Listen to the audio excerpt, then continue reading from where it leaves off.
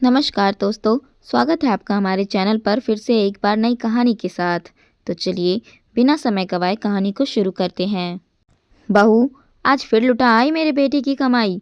अरे कितनी बार कहा है तुझसे, जो अपनी बड़ी बहन के घर जाया करे तो कुछ मत ले जाया कर। पर तुझे क्या बोले, तेरी बड़ी बहन भी समझ नहीं है, वो भी तुझसे लेकर रख लेती है। भला छोटी बहनों से कोई सामान लिया जाता है क्या? सास कमला जी ने मानवी और सुजीत के घर में घुसते ही बोलना शुरू कर दिया। सुनकर मानवी हैरान थी। आखिर कमला जी को कैसे पता चला कि वो अपनी दीदी के घर कुछ लेकर गई थी? उसने सुजीत की तरफ देखा तो वह नजरें झुकाए चुपचाप जाकर कमला जी के पास सोफे पर बैठ गया। मानवी को सुजीत की तरफ देखते देखकर कमला जी बोली, उसे क्या देख रही है? मैं तुझसे पूछ रही हूँ। मानवी को ये समझ में आ गया कि ज़रूर सुजीत ने ही बताया होगा, पर अब कमला जी सवाल कर रही थी तो जवाब देना भी ज़रूरी था।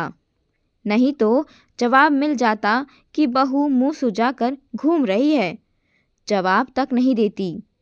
सो मानवी ने कहा, मम्मी जी, मैं दीदी के लिए कोई तोहफा लेकर नहीं गई थी, मैं तो उनके बच्चों के लिए लेकर गई थी। आखिर वो तो दोनों बहुत काफ़ी छोटे हैं, वो भी तो उम्मीद करते हैं कि मौसी कुछ ना कुछ लेकर आई होगी। ऐसे खाली हाथ जाते हुए अच्छी थोड़ी ना लगती, इसीलिए सिर्फ चॉकलेट का पैकेट खरीदा था। तो चॉकलेट के पैकेट क्या मुफ्त में आते हैं? दो बच्चों के लिए 150 रुपए के 2 फैमिली पैक खरीद लिए। 300 हुए कि नहीं? और उसके बच्चों ने रखा तो मतलब उन्होंने रखा।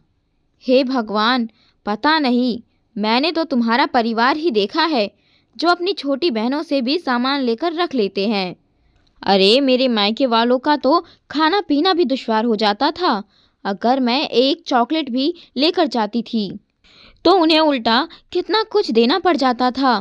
और यहाँ तुम्हारी दीदी ने क्या दिया होगा? सिर्फ 100 रुपये। इन 100 रुपयों के लिए घाटा करवा कर आ गई। कमला जी बोले जा रही थी और मानवी उन्हें ऐसे ही छोड़कर अपने कमरे में आ गई। आखिर कब तक सुनती रहती? ये देखकर कमला जी और ज़्यादा चिढ़ गई और सुजीत को बोली, देख ले तेरी बीवी के लक्षण। यहाँ मैं कुछ कह रही हूँ तो मेरी बातों को सुनने की जगह कैसे तमक कर अपने कमरे में चली गई। बोलना ही बेकार है हमारा तो, ऐसा काम करते ही क्यों है कि बोलने से मिर्ची लग जाए। ये देखकर सुजीत कमरे में आ गया और मानवी से बोला, मानवी, ये क्या तरीका है? मम्मी तुमसे बोल रही थी और तुम बीच में ही आ गई। तो और क्या करती, वहाँ खड़ी होकर सुनती रहती? दीदी के ससुराल में मैं साल में कोई 1-2 बार जाती हूँ, ऐसे में खाली हाथ जाते हुए मैं अच्छी लगूंगी? मैं समझता हूँ इस बात को, लेकिन तुम इस तरह से मम्मी की बात को बीच में ही छोड़कर चली आती हो ना, ये अच्छा नहीं लगता। एक तरीके से तुम उनका अपमान कर रही हो। मुझे भी अच्छा नहीं लगता ये सब, पर कब तक सुनती रहूं? तुम तो मम्मी को समझाते नहीं हो और फिर ऊपर से मम्मी जी को एक एक बात बता देते हो। तो क्या अपनी मम्मी से झूठ बोलूं? अब वो बार बार फ़ोन करके पूछ रही है कि कितनी देर में आओगे, क्या क्या लेकर गए हो, तो जवाब भी ना दूं।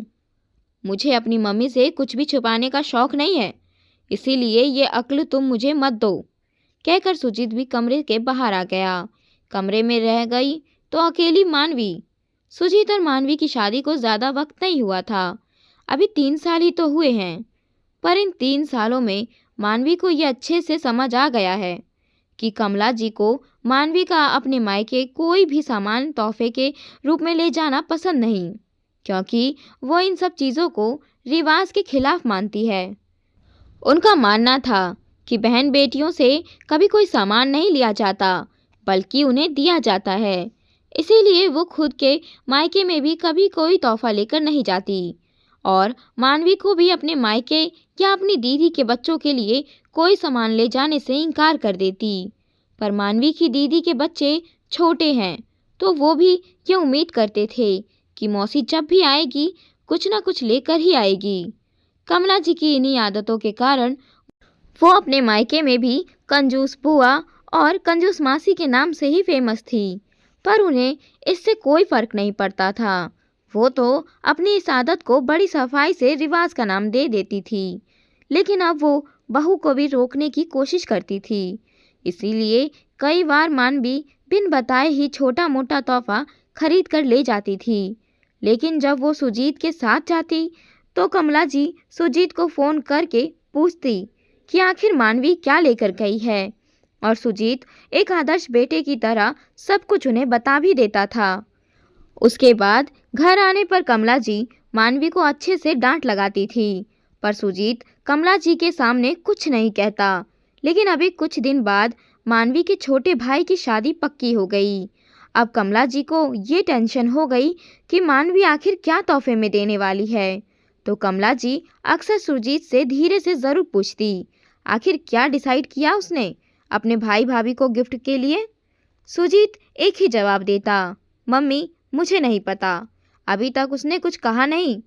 तो कमला जी सुनकर चुप हो जाती, पर फिर भी उनका जी नहीं भरता। मानवी जब उनके आसपास काम कर रही होती तब बैठे बैठे भी इधर उधर के उदाहरण देकर खुद से ही बोलती रहती, अरे बहन बेटियों से लिया नहीं जाता, इससे माता पिता पर भार पड़ता है। पर मानवी सुनकर भी अनसुना कर देती, जानती थी कि उनकी मंशा क्या है। लेकिन कल मानवी अपने मायके गई थी और रात को सुजीत के साथ देर से घर लौटी थी, इसीलिए सुजीत से कोई बात नहीं हो पाई थी और बहू से तो वो सीधे तौर पूछती भी नहीं थी। अभी सुबह सुबह ही उन्होंने दोबारा सुजीत से पूछा तो उन्हें पता चला कि अभी कल ही बाजार से मानवी अपनी मम्मी के साथ जाकर अपनी होने वाली भाभी को मुंह दिखाई देने के लिए सोने की अंगूठी लेकर आई है। बस फिर क्या था, उन्होंने वापस पूरा घर सिर पर उठा लिया। आखिर जब कमला जी चुप ही नहीं हुई तो मानवी ने कहा, मम्मी जी मायके से हमेशा लेती ही तो हूँ, अब छोटे भाई भाभी को कोई तोहफा दे दिया तो गलत क्या है, कौन सा मैं हमेशा उन्हें तोहफा देती रहूँगी। अरे तेरे मायके वाले ऐसे कैसे तुझसे तोहफा ले लेंगे, तेरी मम्मी ने तुझे समझाया नहीं क्या, उन्हीं के साथ तो गई थी तो अंगूठी लेने के लिए। अरे अंगूठी कोई सस्ती आती है क्या, कम से कम मुझसे पूछती तो सही, अपनी सास से पूछना भी तूने ठीक नहीं समझा।